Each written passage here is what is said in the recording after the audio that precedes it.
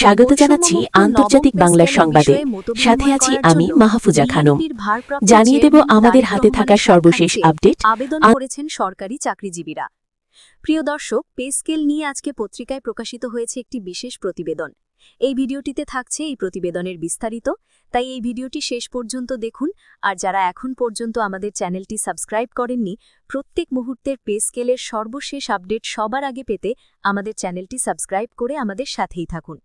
Pay scale নিয়ে আপনার মতামত বা পরামর্শ অবশ্যই কমেন্ট করে জানাবেন, যা পে স্কেল বাস্তবায়নে অত্যন্ত গুরুত্বপূর্ণ ভূমিকা পালন করবে। এবার বিস্তারিত। বৈষম্যমুক্ত নবম পে স্কেলের বিষয়ে মতবিনিময় করার জন্য বিএনপির ভারপ্রাপ্ত চেয়ারম্যান তারিক রহমানের সাক্ষাৎ চেয়ে আবেদন করেছেন সরকারি চাকরিজীবীরা। সোমবার ৫ জানুয়ারি বাংলাদেশ সরকারি গাড়ি চালক সমিতির আহ্বায়ক ইসহাক কবিরের নেতৃত্বে ৮ থেকে ১০ জনের একটি প্রতিনিধি দল সিএসএফের কাছে এ আবেদন জমা দেন। অনুমতি পেলে শিগগিরই তাদের সঙ্গে সাক্ষাৎ হতে পারে বলে তারা জানিয়েছেন। আবেদনে বলা হয়েছে, বাংলাদেশ সরকারি কর্মচারী দাবি আদায় ঐক্য পরিষদ সচিবালয়ের বাইরে দফতর, অধিদপ্তর ও স্বায়ত্তশাসিত প্রতিষ্ঠানের সব কর্মচারী সংগঠনের সমন্বয়ে গঠিত জোট। এর শিক্ষক কর্মচারীসহ ২২ লাখ সরকারি কর্মচারী সম্পৃক্ত। প্রজাতন্ত্রের কর্মচারীরা সরকারের সব উন্নয়ন কাজ বাস্তবায়ন করলেও আমলাতান্ত্রিক জটিলতায় ন্যায্য প্রাপ্তি থেকে বঞ্চিত। আরও বলা হয়েছে, ২০১৫ সালের বৈষম্যমূলক পে স্কেল প্রদানের পর থেকে অদ্যাবধি উক্ত সংগঠনের পক্ষ থেকে বৈষম্য নিরসনের জন্য বিভিন্ন সময়ে বিভিন্ন কর্মসূচি পালন করে আসছি।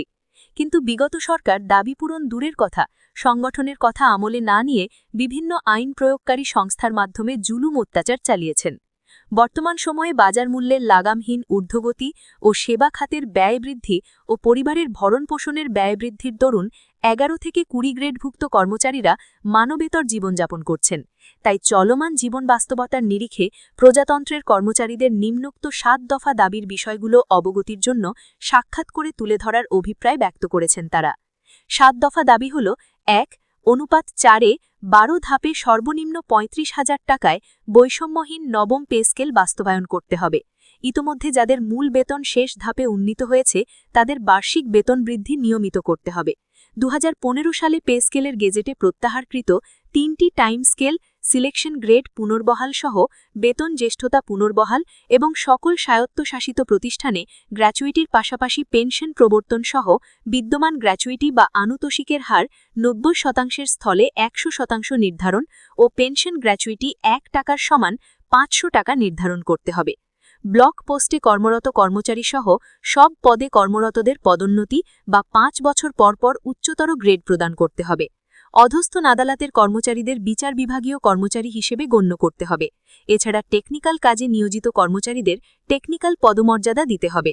কর্মরত কর্মচারীদের বেতন স্কেল শেষ ধাপে উন্নীত হওয়ায় বার্ষিক বেতন বৃদ্ধি হচ্ছে না বিধায় চাকরিতে কর্মরতদের বার্ষিক বেতন বৃদ্ধি অব্যাহত রাখতে হবে। বাজার মূল্যের লাগামহীন ঊর্ধ্বগতি ও জীবনযাত্রার ব্যয় বৃদ্ধি ও মুদ্রাস্ফীতি বৃদ্ধির বিষয় বিবেচনা করে দেয় সব ভাতাদি পুনর্নির্ধারণ, সব কর্মচারীদের রেশন ব্যবস্থার প্রবর্তন করতে হবে। চাকরিতে প্রবেশের বয়সসীমা ৩৫ বছর ও অবসরের বয়সসীমা ৬২ বছর নির্ধারণ করতে হবে। এছাড়া উন্নয়ন প্রকল্প থেকে রাজস্ব খাতে স্থানান্তরিত পদধারীদের প্রকল্পের চাকরিকাল গণনা করে টাইম স্কেল ও সিলেকশন গ্রেড প্রদান করার অবকাশ নেই মর্মে অর্থ মন্ত্রণালয় হতে জারিকৃত বৈষম্যমূলক আদেশ বাতিল করতে হবে। দাবির বিষয়টি বিবেচনা করে বিএনপির সর্বোচ্চ অভিভাবক ও মানবিক গুণে গুণান্বিত বিশিষ্ট ব্যক্তি হিসেবে শিক্ষক কর্মচারীদের বর্ণিত দাবিসমূহ সাক্ষাৎ করে উপস্থাপনের তারিখ ও সময় প্রদানের জন্য অনুরোধ জানিয়েছেন সরকারি কর্মচারীরা।